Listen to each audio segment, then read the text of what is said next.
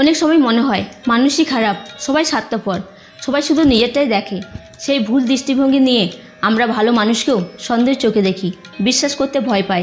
কিন্তু সময় আস্তে আস্তে আমাদের চোখ খুলে দেয়, জীবনে অভিজ্ঞতা বুঝিয়ে দেয় সবাই একরকম নয়। কিছু মানুষ কষ্ট দেয়, আবার কিছু মানুষ কষ্টের মধ্যেও পাশে দাঁড়ায়। সময় শেখায় কাকে ছেড়ে দিতে হয় আর কাকে আঁকড়ে ধরতে হয়।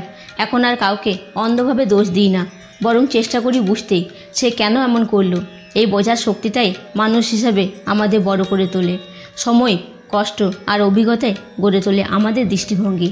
আর যখন দৃষ্টিভঙ্গি বদলায় তখন বদলে যায় সম্পর্ক, জীবন, এমনকি পুরো পৃথিবীটাই। তাই কষ্টকে ভয় নয় বরং শ্রদ্ধা করতে শেখো, কারণ সেখানেই লুকিয়ে থাকে তোমার সবচেয়ে গভীর উপলব্ধিগুলো।